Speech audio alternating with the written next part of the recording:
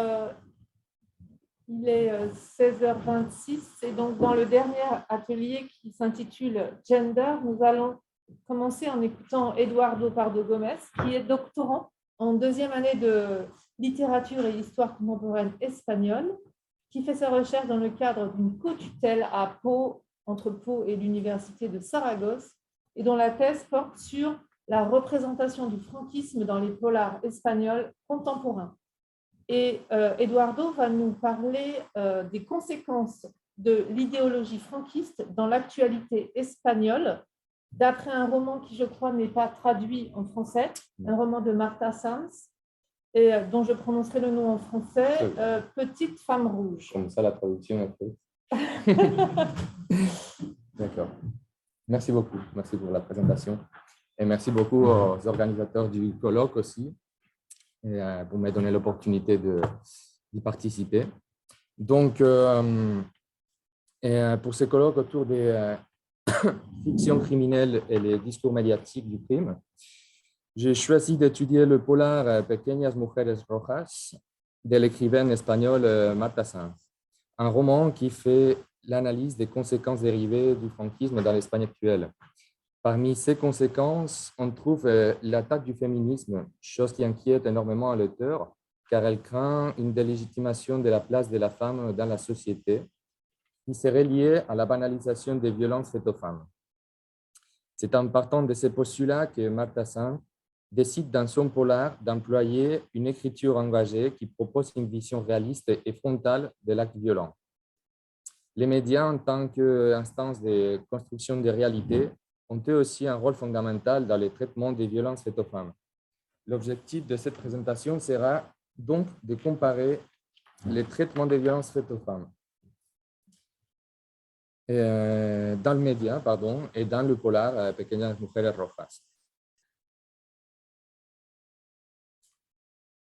Donc, tout d'abord, je vous présenterai la figure de Marta Sanz et son idée de littérature. Puis, nous aborderons les conséquences du franquisme qui ont motivé l'écriture de Pequeñas Mujeres Rojas. Et enfin, nous analyserons la circulation des représentations des violences faites aux femmes entre les discours médiatiques et les discours littéraires et artistiques.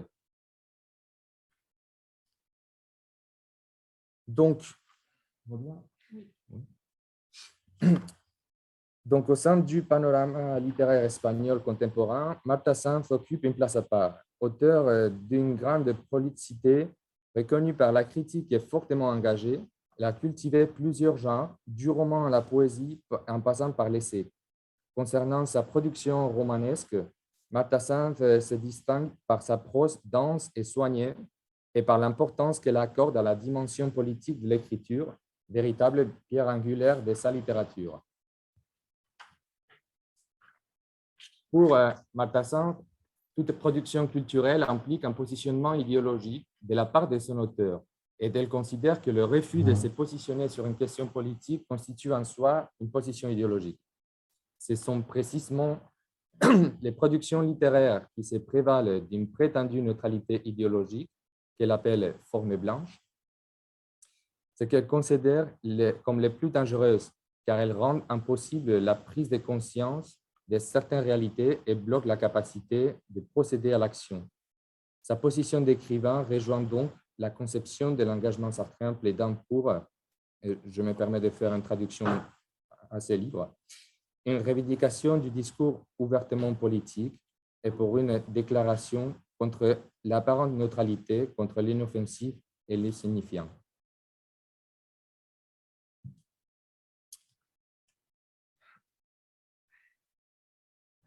L'idée de la littérature comme combat politique s'est historiquement cristallisée au début du XXe siècle au sein du genre noir, hérité du roman social, au moins en Espagne.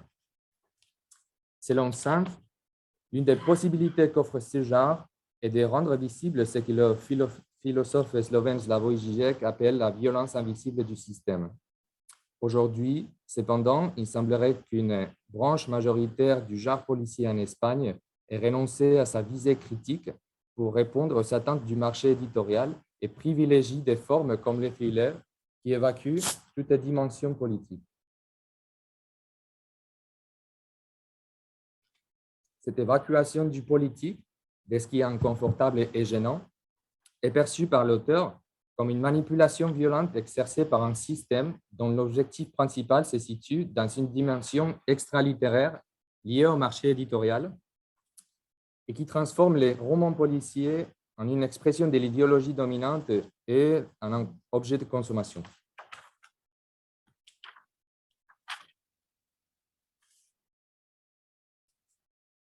Face à un tel constat et persuadé de pouvoir écrire depuis une position différente de celle du roman policier commercial et canonique, l'écrivaine madrilène décide de faire une incursion dans le genre noir avec le roman Black, Black, Black en 2010 et 2 ans plus tard avec sa suite Un buen detective no se casa jamás en 2012, roman dans lequel, les deux, pardon, et l'auteur met en pratique son idée de l'écriture comme catalyseur politique à travers la restitution des aspects les plus inconfortables de la réalité.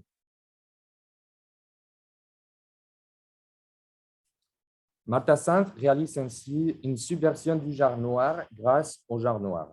Cette position, elle la partage dans son essai collectif « ¿Qué hacemos con la literatura ?» donc qu'est-ce qu'on fait de la littérature, dans lequel l'auteur propose d'utiliser les formes littéraires d'apparence inoffensive, car partageant certaines caractéristiques de la littérature dominante, pour articuler un message inconfortable et subversif dans le but de transmettre une vision révolutionnaire de la réalité.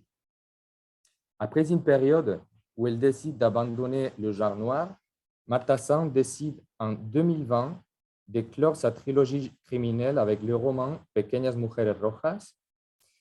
Cette décision, 8 ans après avoir publié son dernier roman noir, apparaît fortement motivée par l'irruption dans les paysages politiques espagnols d'une formation d'extrême droite, le parti Vox, irruption inédite dans un pays qui était dominé pendant près de 40 ans par une dictature nationale catholique.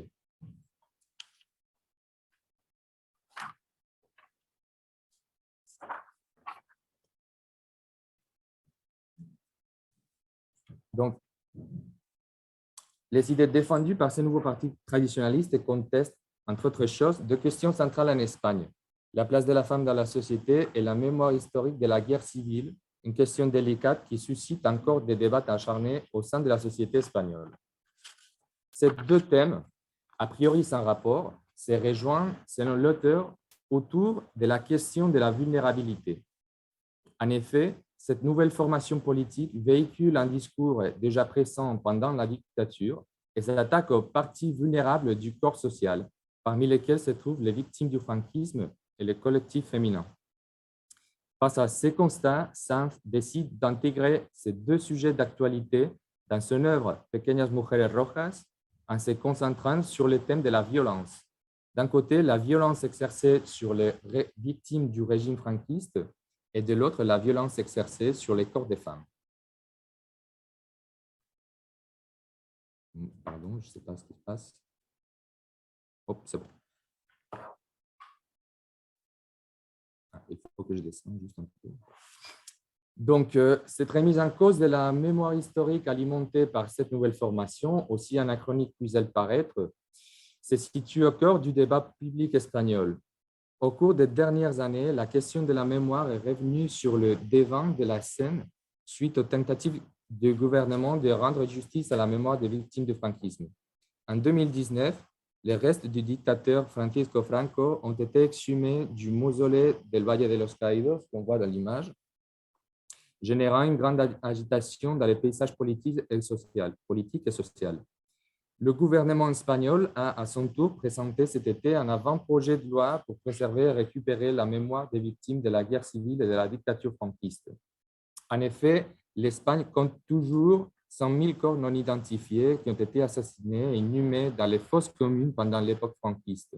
Le refus de la part de l'État d'enquêter en profondeur sur ces faits a obligé les proches des victimes à se regrouper, donnant lieu à des initiatives privées comme l'Association pour la récupération de la mémoire historique, dont un des objectifs est de procéder à l'exhumation des restes des victimes.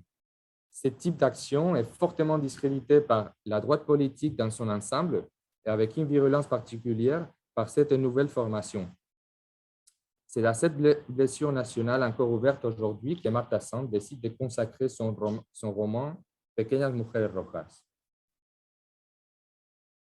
Le deuxième aspect, l'écrivaine décide d'aborder dans son roman concerne les attaques virulentes dont le féminisme fait actuellement l'objet en Espagne. Sanz craint la remise en question des progrès féministes par les discours traditionnalistes qui prônent le retour de la femme à une figure plus effacée comme la solution à la crise des valeurs dont souffrait le pays. Malgré les victoires importantes obtenues au cours de l'histoire, la situation des femmes dans le domaine de l'emploi demeure préoccupante en Espagne. Selon Sanz, les modèles de la société espagnole exposent les femmes à un risque accru de précarisation professionnelle, ce qui contribue à la perception de ces groupes comme inférieurs par le reste du corps social. Cette précarisation du corps féminin se traduirait, selon Sanz, par un mépris à leur égard, qui aurait pour conséquence l'augmentation directement proportionnelle de la violence faite aux femmes, violence dont le parti Vox n'hésite pas à nier l'existence. Convaincue que la littérature a une emprise sur la réalité, Marta Sanz décide de s'emparer de ces faits de société dans son polar en mettant l'accent sur une question qui la préoccupe au plus haut point en tant qu'écrivaine et intellectuelle, la représentation de la violence exercée sur les corps de la femme dans les différentes formes d'art à travers l'histoire. Sanz est convaincue que la représentation artistique et médiatique des violences faites aux femmes a historiquement contribué à l'esthétisation du corps des femmes violentées. C'est pour cette raison que l'écrivaine propose dans son polar une représentation du corps de la femme violentée qui transgresse ce qu'elle considère comme la représentation canonique, afin de tenter de susciter chez le lecteur une prise de conscience face à l'image du féminicide. Selon l'auteur, le corps féminin violenté a fait l'objet de représentations à travers l'histoire qui ont contribué à la sensualisation de cette forme de violence dans l'imaginaire collectif. Ces formes de représentation de la réalité produisent une circulation d'images qui contribue à la construction d'un regard qui normalise la violence envers les femmes. Au sein de cette instance génératrice de ce type de représentation, l'art et les médias occupent une place absolument fondamentale.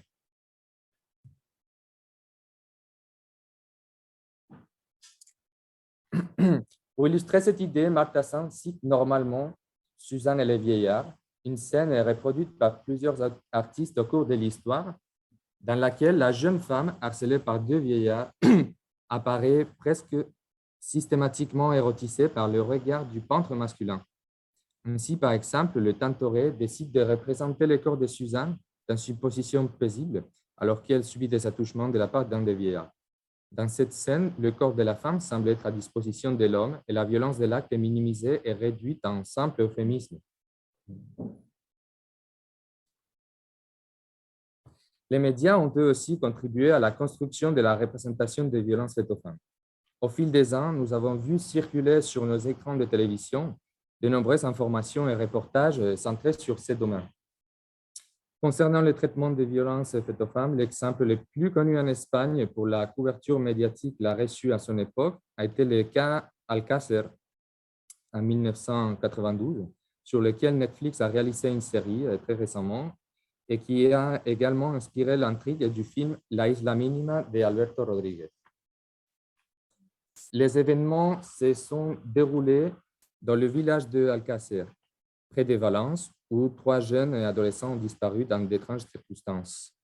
Les enquêtes réalisées établissent que les jeunes femmes avaient été enlevées, puis violées et assassinées. Mais même encore aujourd'hui, certains détails n'ont toujours pas été résolus. Tout au long des nombreuses semaines de couverture médiatique de ces faits divers, l'information s'est détournée de l'acte violent pour se concentrer sur des aspects plus sensationnalistes, comme par exemple la souffrance des familles. Inévitablement, les informations se sont retrouvées altérées et de nombreux téléspectateurs regardaient le fait divers comme s'il s'agissait d'un spectacle. Le corps des victimes, lui, a subi un traitement médiatique morbide. En effet, certains médias sont allés jusqu'à révéler des images d'autopsie.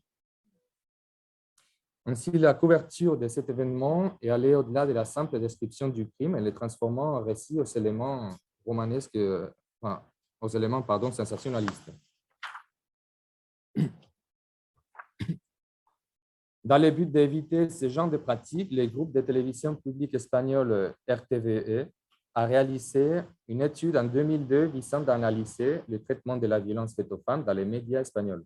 Selon ces rapports, les médias ont certes contribué à mettre en lumière le problème et à construire une conscience collective face à ces violences, mais la tentation de capter des images sensationnalistes du corps des victimes l'a parfois emporté sur la neutralité du regard. De même, le code de déontologie du Collège des journalistes de La Rioja en 2018, édité pour encourager une autorégulation dans les médias et la publicité afin d'éviter des comportements sexistes, met en garde contre le danger d'illustrer les informations par des images morbides en se recréant sur le corps de la victime. Les manières de représenter le corps de la femme et la violence exercée sur ceux-ci ont donc un impact éthique. La fiction vise à construire une représentation de la réalité qui, à son tour, intervient dans celle-ci et parfois la modifie.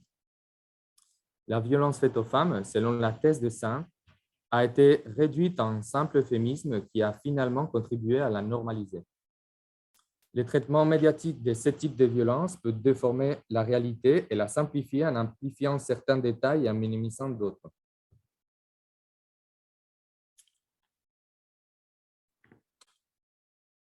Dans le cas de Pequeñas Mujeres Rojas, l'auteur essaye de reproduire une image du corps de la femme en essayant d'éviter les détails morbides, en se concentrant sur le caractère brutal de l'acte violent comme elle exprime à travers l'un des personnages de son roman, qui dit « Je crois qu'il suffit de raconter la violence dans un but destructeur ou peut-être pédagogique. »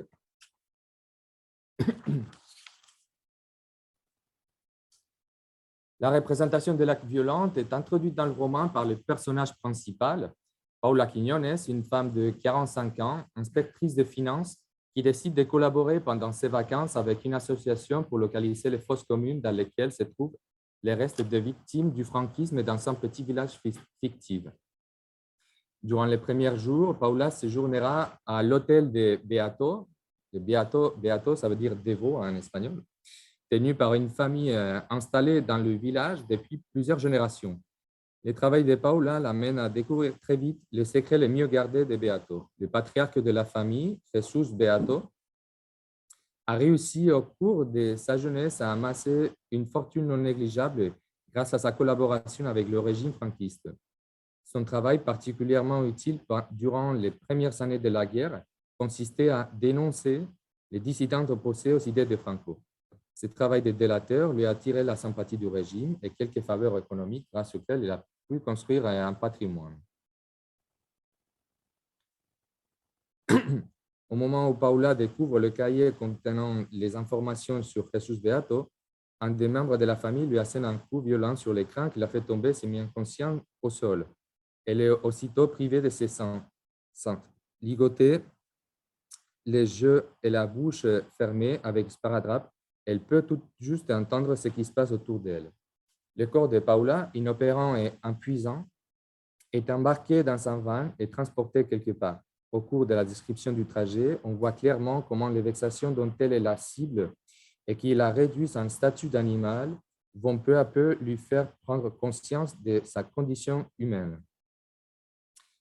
Donc, j'ai récupéré un passage, un extrait de l'ouvrage qui dit « Paula n'est plus une personne, mais une bête. Paula comprend qu'elle n'est plus une personne et anticipe ce qui va lui arriver. Elle se demande si elle sera gavée avec du fourrage, puis chargée dans un gros camion pour être transférée à l'examen vétérinaire de l'abattoir. » Finalement, Paula réussit à s'échapper, mais elle est rattrapée par un autre membre de la famille, Beato. Et à ce moment-là, se produit une ellipse du meurtre de Paula Quiñones. La voix narrative, incarnée par l'amie de la protagoniste, Luz, en français lumière, donc c'est celle qui va mettre en lumière ce qui se passait, sera chargée de nous décrire les atrocités qui a subi le corps de Paula pendant sa lente agonie. C'est à ce moment précis que l'écriture littéraire de Marta Sant atteint sa dimension politique. Au lieu de se livrer à une reconstitution des détails morbides, des parties du corps qui, sous le regard masculin, pourraient susciter l'intérêt, l'écrivaine nous offre une description longue et détaillée de l'appareil auquel Paula est attachée et sur lequel est torturée et violée. Et tout en répétant comme un mantra tout au long du chapitre, con la description de l'apparato est suffisante. Donc, la description de l'artefact est suffisante pour qu'on se fasse l'idée de ce qu'elle a dû subir. Le choix de l'ellipse confère la responsabilité de la représentation de la scène à l'imagination du spectateur, qui est à la fois spectateur et recréateur de la violence que Martha Sands veut transmettre dans sa représentation du viol. C'est pourquoi, à un moment donné, la narratrice apporte plus de détails sur le moment de la torture que son ami a dû subir. Ces détails font référence au corps de Paula, mais le ton de la description ne contribue pas à l'érotisation de la scène. La description reçoit le même traitement que dans les paragraphes précédents et insiste à la fois sur la violence du moment qui vit la protagoniste et sur la condition déshumanisée du personnage. Le langage a une fonction descriptive, mais c'est avant tout pour Martha Sands un outil qui permet d'articuler un message politique. La douleur de la victime se transmet par le choix des mots qui reflètent la brutalité de l'acte de viol. Par exemple, ici, on a sang, marquage et cornet, guillotine. Pense à la façon dont les mots serrent et tordent la chair qui se dépose en elle.